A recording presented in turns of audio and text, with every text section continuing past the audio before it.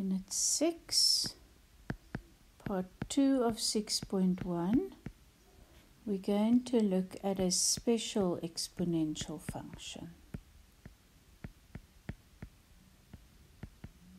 And of course, what makes it special is the base number that we use. The function is f of x equals e to the x, but e is not a variable, it's a constant.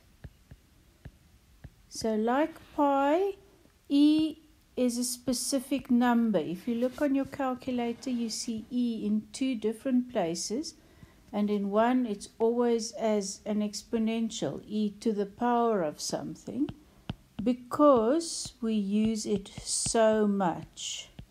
So e is an irrational number like pi, which means you can't write it in a fraction form, and even in decimal form you can't actually write the whole thing because it goes on forever and it has no pattern. So you can't put those dots on top to say it forms a pattern. It doesn't. Okay. E plays a very important role in exponential growth.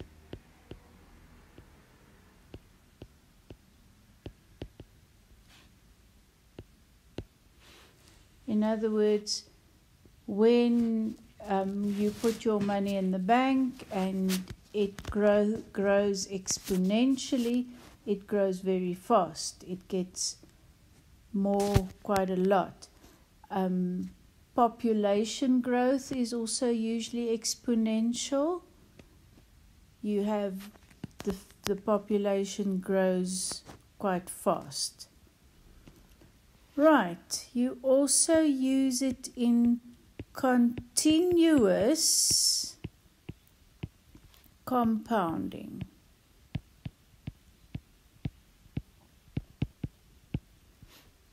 In business.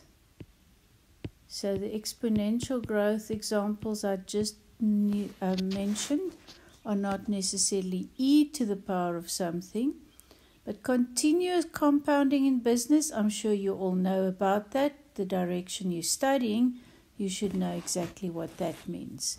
So then we don't use the 1 plus I to the n, we use the e. Right, so e is called the natural base when you write it in the e to the x form. And the whole function is called the natural exponential function. Right, why the name is important, you'll see when we do logs how that works. Right, when we want to look at the graph of e, what do we look at? What did we say the base must be? Either between 0 and 1 or bigger than 1, but never equal to 1. Well, we've just said that e is 2.718, etc. So e is definitely bigger than 1. So what does that mean? It's an increasing graph. So we would just draw a very general graph of it. Remember that e to the 0, like anything to the 0, is 1. So, please draw straight lines. It's very hard for me to just do it freehand, but please draw straight lines. When x is 0, e to the 0 is still 1. When x is negative, it will be smaller than 1. When x is positive, it will be greater than 1. So when we draw y equals e to the x, we just draw a rough one like this. But it's still an increasing function. And it still has all the other properties of functions where the base number is bigger than 1. Maybe the one property we'll still mention is the horizontal asymptote, because I want you to get that word into your heads. It is still the x-axis, so it is still not just 0, y equal to 0.